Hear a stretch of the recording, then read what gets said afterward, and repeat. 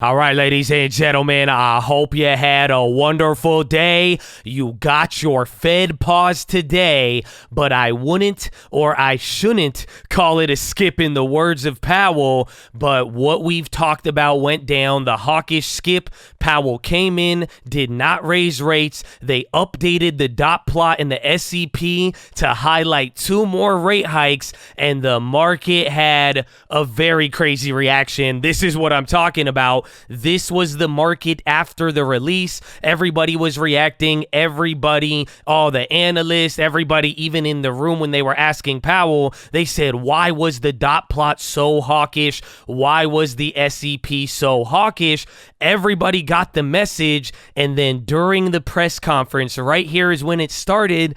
This was your move. This is a very, very small move during Powell. So all of this was crazy. A couple of things went down. Powell, the warlock wizard, found a way to do it again. He gave the bulls their pause, but then he came in by changing the SEP. And now, I hate to break it to you, the market's almost in the same exact place or the same exact situation. None of the uncertainty has changed. So, Chad, we have a lot to talk about. I'm going to get right into it. So like that video, and hopefully we see you on stream. This was today. It was a lot of fun. YouTube.com/TheStockMarket. And thank you for showing up and having a good time. But here it is, man. Let's get right to it. You got your Fed pause. And why I say pause, we were talking about the linguistics of all of this, but Powell even said, I wouldn't call it a skip. Now, I'll tell you this. The dot plot, the SEP, extremely hawkish. But what people are already saying right now is that Powell was keeping a distance from the dot plot. He separated himself.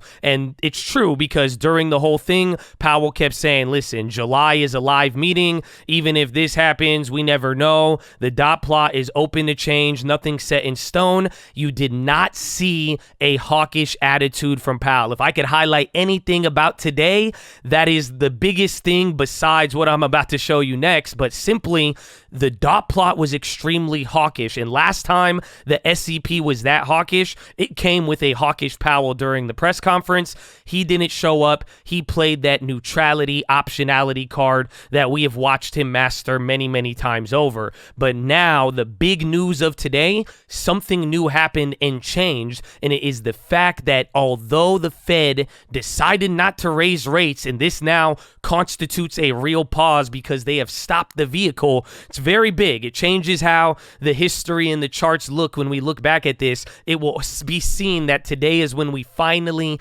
actually really did stop. But in the SEP, the Fed now has their terminal rate at 5.6. Now, I talked about this yesterday and said that would be negative. We went over this chart and a lot of people, they're saying, what do you mean the Fed is saying 2 more rate hikes? I try to give you guys the smart explanation. I was saying, well, once you go like 0.5 above the range, you have to get, all of that, right? But it's very simple. The last expectation right here was 5.1. The new one is 5.6. That is literally 0.5 higher. That is 2 25 basis point rate hikes. That is where people are getting this idea. Now, everything else we talked about happened. The terminal all across the board went up. This was how they were able to communicate that hawkishness. But now this is where it gets interesting. They said the economy is going to be a lot better than they expected 3 months ago. A lot better than 3 months ago. But Powell made sure to emphasize below the longer run. So we should have highlighted this on stream. This was all right here. It even has their longer run goal. So GDP, unemployment, they're all either above or below slightly of the longer run, but they did make drastic changes in terms of economy and unemployment this time around, and it had implications. But the way Powell explained it, he said the rise in GDP and any differences that we're seeing over the last couple of months and even into 2024 around unemployment, he says it's because they do not see inflation coming down as fast as people expect. He said all the members are expecting at least some sort of rate hikes moving forward. This is, again, more of that defense towards the whole hawkish skip pause, whatever you want to call it. But this right here just did a lot. The terminal rate is still now saying, or most of the Fed is expecting now, that there is 2 more rate hikes on the way. So that was the big deal about today, and I'll give you the simple way to look at it, because if we do go down, I don't know how the zoom is going to look, but yeah, here's the dot plot. this number right here is 5.5. So 5.6 is here. That's at least 9 people who are staying at least 2 more rate hikes. There's 9. So out of the 9 Fed, you're going to hear a bunch of Fed speakers moving forward, and this is key, but at least 9 of those people, you won't know who they are unless they tell you, but at least 9 of them see 2 more rate hikes, and then there's 3 other people who are like, nah, 3, 4, 5, and a little bit more aggressive. So it was unanimous in terms of the Fed saying, no, we're going to raise again, but we're stopping. So, but Powell even said, don't call it a skip. But that was the big change. Now we're going to see the digestion. I'm going to give you my opinion on it. I could be wrong about it, but it makes sense with kind of what we are going to be getting now moving forward. There's still a lot of data. I kept saying that today. You have China data, Bank of Japan, more industrial production data, even consumer sentiment on Friday, a couple of other things domestically. But the way I'm looking at this is based on now the Fed speakers coming up and then Powell and Jackson Hole, because the last time we had changes to the SEP and all that, it was followed up with Jackson Hole either before or after, and you saw Powell and the Fed communicate the message, and then that's what kind of smoothed out the reaction throughout the bonds and all of that. So what I'm expecting is that the market goes down a little bit on this and then goes up on the first Dove speaker, and then it'll hinge on whatever Powell says at his next speech, and I believe that's on the 22nd. If you remember a couple weeks ago, there was a report he's going to be speaking somewhere. So what I'm trying to tell you here is watch out for the Fed speakers moving forward, because they will start to give the reaction in terms of digestion, and that's what we want to see now, and it's going to relate to the bond play and everything else. Is where do rates go? How do equities react? And then how do we play this whole now until July game, especially with things going as they have been?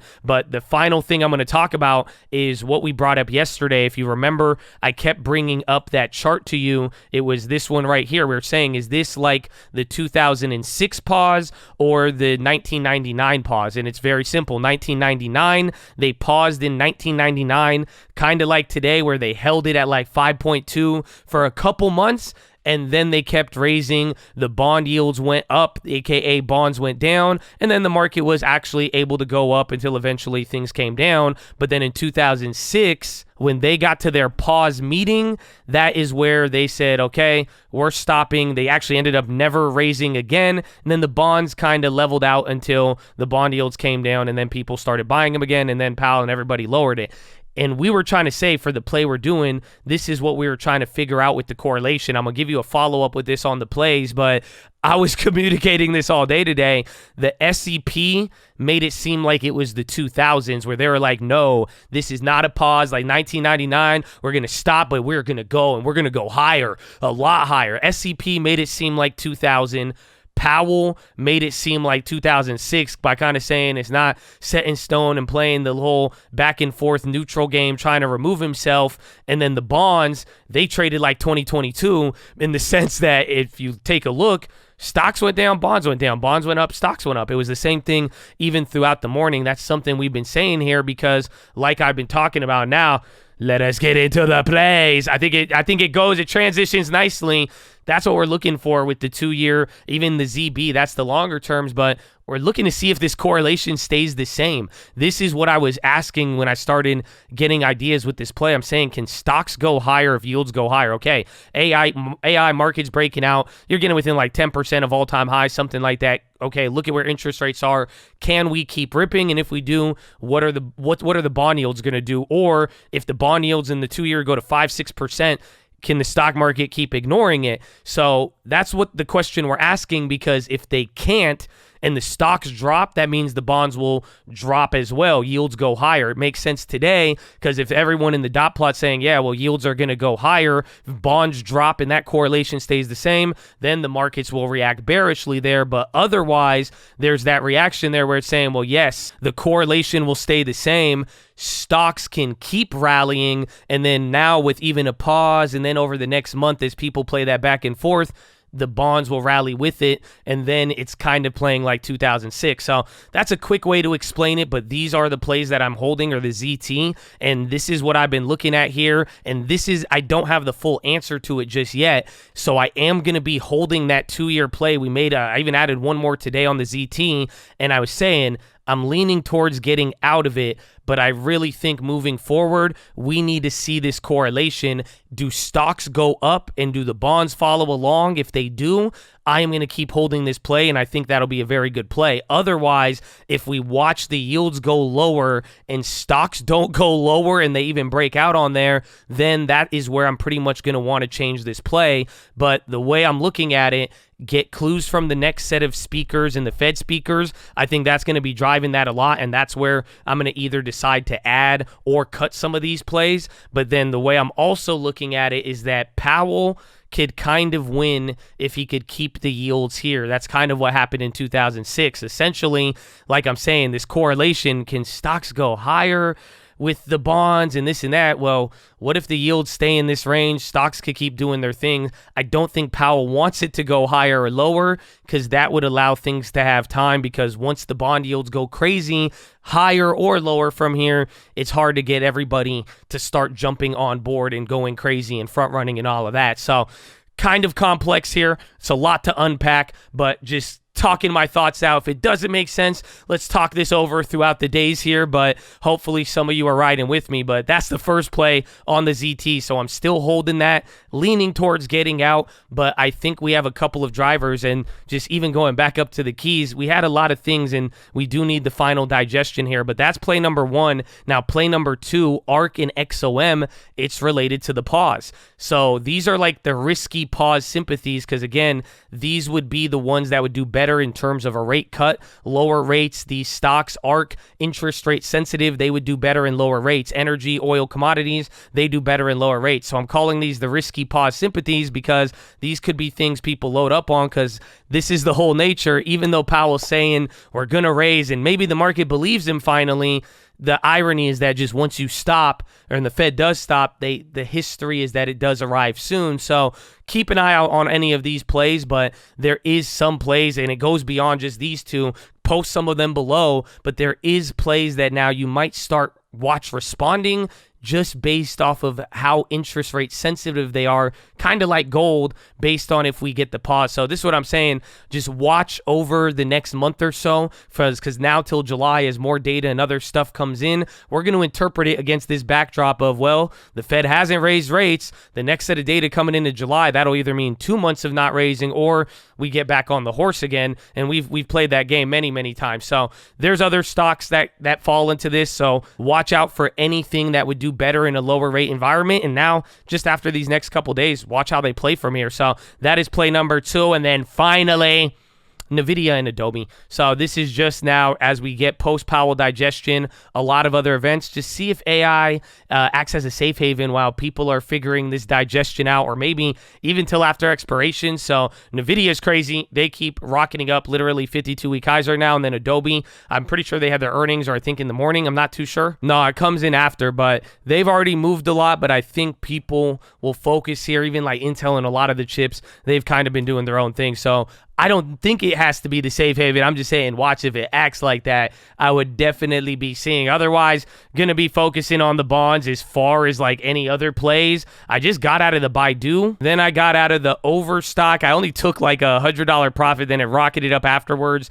Then we got out of MPW. 908, it had a weird drop and then came up. But pretty much we walked away with about $2,000 net since we lost the $400 from yesterday. The dividend will pay it out. So it was like $3,000 or $2,500 total, but then we lost the $500 or $600 on the puts. We'll get that back in a month when the dividend pays out. So MPW trade is over, but the long term is still there. Again, flip target, got out of, again, Baidu. I made like $4,000 on that one, and then I was trying to sell out the Zen V. I put in an order, and then it filled only a couple. I was like, I'll just hold it for a little bit. And then I added one more ZT. I was up almost like $1,000 in the morning on it, and then it came down. The PPI did good, and then it came down, and then now I think I'm only down $100 on it though total, and then we'll see where everything opens, the digestion, and then where we go from there. But that is your watch list, ladies and gentlemen. Make sure hydrate, healthy, ready to go. Make sure post your watch list. Make sure we see you there in the morning. I need the armor on. I need the helmet shining, and I need you to remember, amor fati. Don't ever fight with it. You've already gone this far throughout life in a lot of things, but I'm reminding you, vibe, baby. Vibe with whatever the world brings, and you will see there is surprises for the good good, surprises for the bad. You get the appreciation for both. You'll start to appreciate the highs and lows. Uncle said appreciate the lows. Chad, but that's it. I love you. God bless you, Chad. We even have a lot more to talk about. You know that. There's a lot of other things, but get ready. In 2 more months, it's about to be July. We've already kicked off summer. You know it's the beginning, but get ready now with all of this Powell and back and forth, but nothing has changed. So I hope you're used to this. I hope you're ready for it. Okay, that's it. Goodbye. I love you. Horn. Man, why am I still awkward? I still made it awkward. I don't know where. I thought I was going somewhere with it, and I did. I was feeling. I had to be European today. If you were watching the stream, you know why. I was just trying to be funny. Is that okay? Am I awkward? I'm getting awkward. I'm making weird hand movements. I should have left by now. Usually I leave. I don't want to leave. I don't want to go. Okay, horn.